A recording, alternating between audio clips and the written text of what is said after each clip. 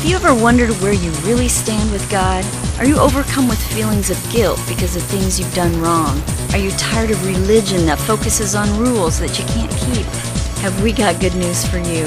It's time to listen in on some casual conversation with Mike Kapler and Joel Brueseke and discover what true freedom is all about. This is Growing in Grace. Growing in Grace with Mike Kapler and Joel Brueseke. I'm Joel, he's Mike, and we're here to share some good news. That's, of course, something you'll hear on this program a lot, those two words, good news, or the single word that means the same thing, the gospel.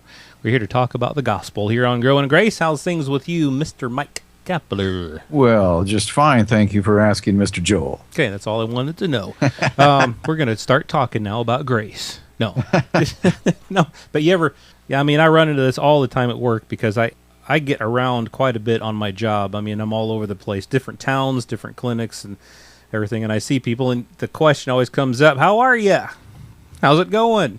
Nobody ever really answers that question, and if they do answer that question, it's like, oh no, here they go with their life story here. I know. Yeah. I know. It's really kind of more of a salutation, I guess. Exactly. Yeah. So anyway, we've been talking about what some people call PBA, performance-based acceptance, or performance-based Christianity, behavior modification. Go ahead and check out last week's podcast to see where we're coming from in all of this. Basically, it's the idea that in the church today, the focus of sermons, of classes, of ministries seems to be mainly to try to get people to perform right, to try to get people to be living right. And, there's nothing wrong with living right. We're not coming against that. We're not saying that it's bad to be good. But what we're saying is that the focus in the church today has been perform for Jesus rather than understanding how Jesus has already performed for us. In other words, it's all about Jesus and what he has done. And what we do really kind of flows from that, his life in us and the grace of God that's at work in us. So that's where we're coming from when we talk about performance-based Christianity and behavior modification. Yeah, because much of what we heard over the years that religion has taught us is that this is about how much I'm going to give back to God. It's going to be how much of my life is dedicated to him. I need to be doing things for Jesus. How much do I love God? I mean, those kinds of things are the things that often were hammered down on us during Sunday sermons, right? And it really misses the whole point almost, by 180 degrees in many ways. Because what the gospel is really about isn't what we're doing for him. It's what he did for us. The focus, the centerpiece of the gospel is the finished work of Christ, the sacrifice that he made at the cross for us, the blood that he shed, the suffering that he went through, and what that provided for us in this new covenant. But it was all about him. This thing called the Christian life, it was never meant to be about you and me. It was always meant to be about him. But we get so focused on us, and unfortunately, sometimes that can take us to a place where we suddenly took what was a free gift and we fall back into a mentality of works to establish our position with God, to even establish our righteousness with him, which is what the Jews did under the law. And that's not what Christianity, that's not what the gospel is meant to be. It's just the opposite of that. It's not about how much I love God. It's about how much he loved me. And now once I begin to understand that, I can return that love. But whatever love I have for him came because I realized first how much he loved me, and we can go on and on from here. Yeah, I mean, that really is what should be at the center, what should be the focus, what should be the foundation, what we're rooted and grounded in is God's love and grace, and not our performance. Because we can get focused on our performance, and we can have even a really, really good performance, and it really counts as dung. It counts as nothing compared with the free gift that Jesus Christ worked for. His finished work on the cross. That is where our righteousness comes from. That is where our life comes from. It comes from his work, not our own work. We can't give anything to God, but we receive what he has freely given us, and we walk in. And if you read Paul's epistles, and I think this is one of the areas where the church has probably gone wrong, is that you'll probably see, whether it's 70% to 30% or 80% to 20% or whatever, you'll see Paul talking mostly about God's grace, his love, our identity in him, Christ in us. You'll hear him talking mostly about those things, and then he'll address some behavior issues that were happening in the churches that he was writing to. He'll address some things that were going on, but that wasn't the focus of what Paul was talking about. That wasn't the main gist of his message. And in the church today, that's kind of flipped around. You might hear a little bit of talk about grace and identity here and there, but for the most part, the sermons, the messages, Sunday school and Christian radio and TV and all that stuff, so much of it, a great majority of it, is focused on behavior, performance, morality. And often, Jesus is either left completely out of the equation and his finished work, or it's just touched on like, yeah, we need to talk a little bit about that. But for the most part, you guys need to get yourselves in order. You need to start living right.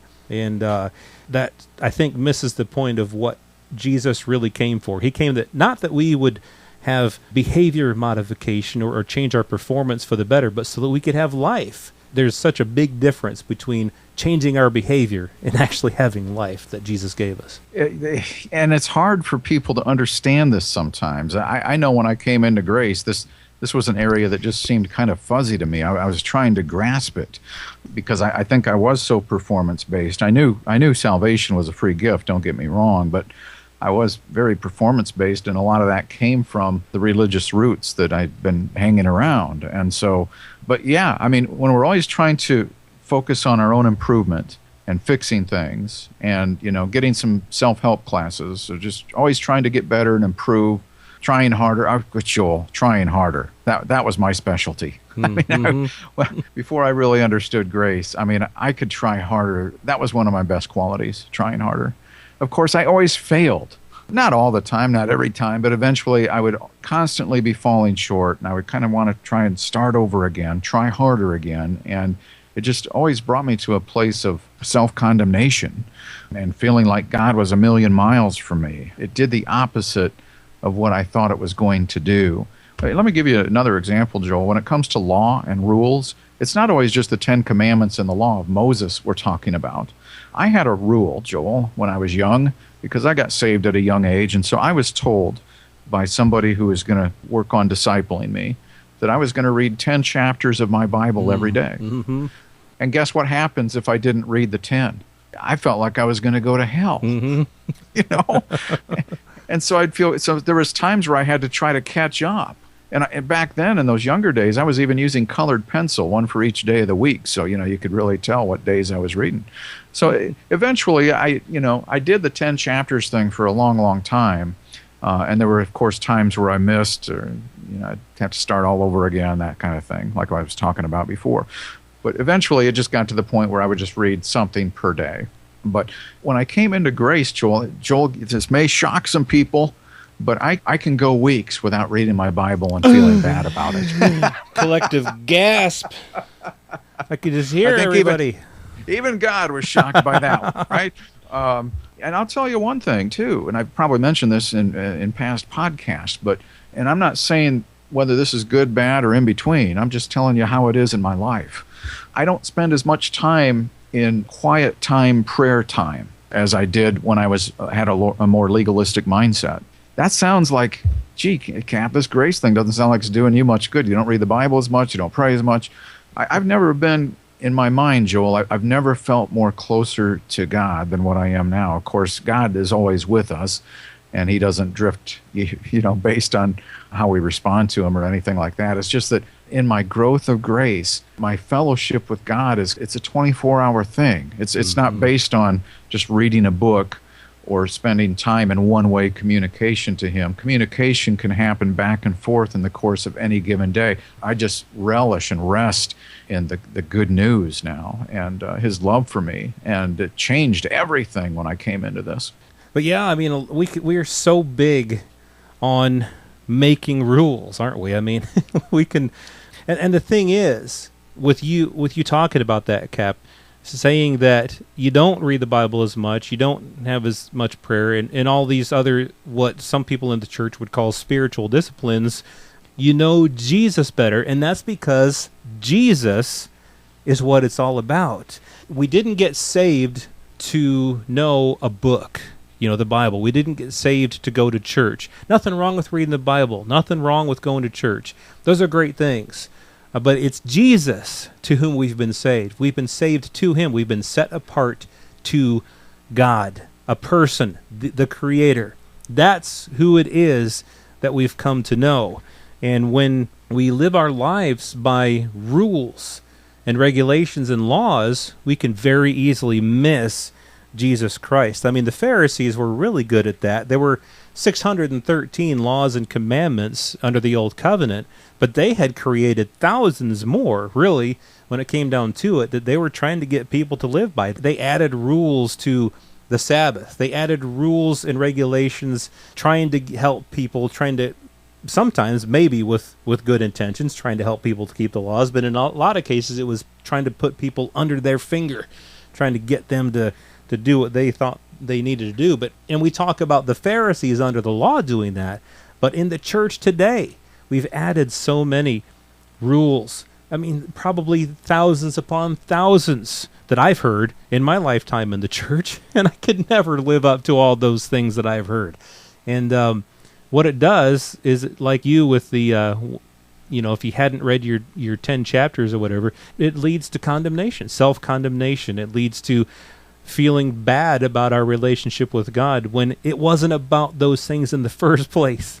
It was about, like you were saying earlier, it was about God's love for us, what he has done for us, and us receiving that love. That's really what it's all about.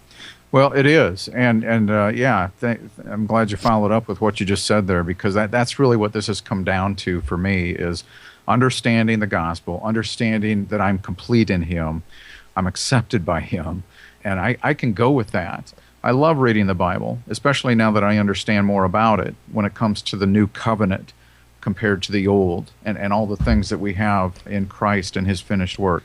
All of this is great stuff, and I love reading the Bible. It's just that I don't need it anymore. It's not part of my identity when it comes to my position with God. It's not that I don't like reading the Scripture. It's just that it became a legalistic thing for me to read it. I was just doing it for the sake of doing it. Yeah, and I think a lot of people probably do that. Reading the Bible probably because they think it's what they're supposed to do. It's a duty, rather than reading the Bible, looking through the Scriptures in order to get to know the one that the Scriptures are pointing to, the life of the one that the Scriptures are about. Well, coming up next week, we're going to switch gears just a little bit, I guess. A lot of times, the question is asked in the church, what would Jesus do? We've all heard that. What about, instead of asking what would Jesus do in a given situation, let's just forget all that and look back and ask, what has Jesus done? We think that might perhaps be more beneficial, and we'll talk about that next week right here on Growing in Grace at growingingrace.org. This has been Growing in Grace with Mike Kapler and Joel Brueseke, heard online through various internet sources around the world each week. To access hundreds of past programs, visit graceroots.org. Share it with a friend and listen again next week for more Growing in Grace.